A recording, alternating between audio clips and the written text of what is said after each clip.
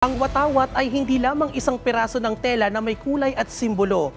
Ito rin ay sagisag ng ating kalayaan, dangal at pagkakaisa bilang isang bansa at Pilipino. Kung kaya't kaugnay niyan, dahil ngayong araw ay pinagdiriwang natin ang National Flag Day, ay alamin natin ang istorya sa likod ng ating bandila. Narito panoorin nating lahat.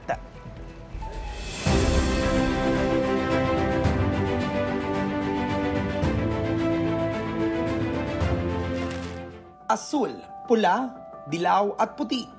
Mga kulay na sumasagisag sa watawat ng Pilipinas. Sumasalamin sa kultura at kasaysayan, simbolo ng ating pagka-Pilipino. Pero maliban dito, gaano mo kakilala ang ating bandila?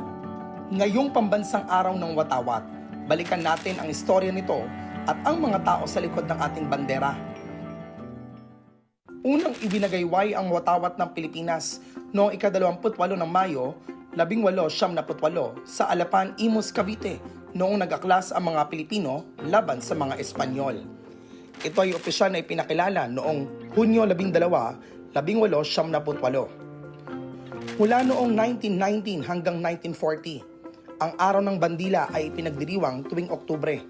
Ngunit sa bisa ng Presidential Proclamation No. 374, idineklara na National Flag Day ang May 28 na kalaunan ay pinalawig mula May 28 hanggang June 12. Alam mo ba na bahagi ang katipunan sa istorya ng ating watawat? Noong 1872, naisipan ni Andres Bonifacio na magkaroon ng isang bandilang magpapakita ng pagkakaisa ng mga Pilipino, kaya't binuo niya ang unang watawat ng katipunan. Nasundan at nabago ang disenyo nito sa mga sumunod na taon. Sa pagpasok ng mga Amerikano, binago nila ang disenyo ng watawat sa anyo ng bandilang Amerikano. Matapos ang mga taon ng pakikibaka, taong 1936, sa pamumuno ni Pangulong Manuel L. Quezon, inilabas ang Executive Order No. 23 kung saan itinakda ang opisyal na disenyo ng watawat ng Pilipinas. Ang kasalukuyang disenyo ng ating watawat ay hango sa ideya ni Emilio Aguinaldo, si Marcela Agoncillo, kanyang anak na si Lorenza, at ang pamangkin ni Jose Rizal na si Delfina Herbosa de Natividad ang nagtahi ng unang watawat sa Hong Kong. Ang puting tatsulok ang natatanging sagisag ng katipunan na naisama sa watawat. Maliban dito, nangangahulugan din ito ng pagkakapantay-pantay. Ang asul ay simbolo ng kapayapaan, samantalang katapangan naman ang pula. Ang tatlo nitong bituin ay kumakatawan sa Luzon, Visayas at Mindanao.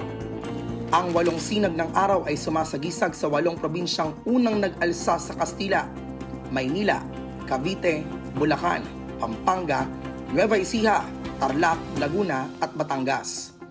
Sa pagdiriwang nga ng National Flag Day, hinihikayat na i-display ang watawat sa lahat ng mga opisina, gusali, paaralan at tahanan. Ang pambansang araw ng watawat ng Pilipinas ay hindi lamang pagdiriwang, kundi patunay ng diwa ng pagiging Pilipino na patuloy na naggalayon ng mas mataas na karangalan at tagumpay.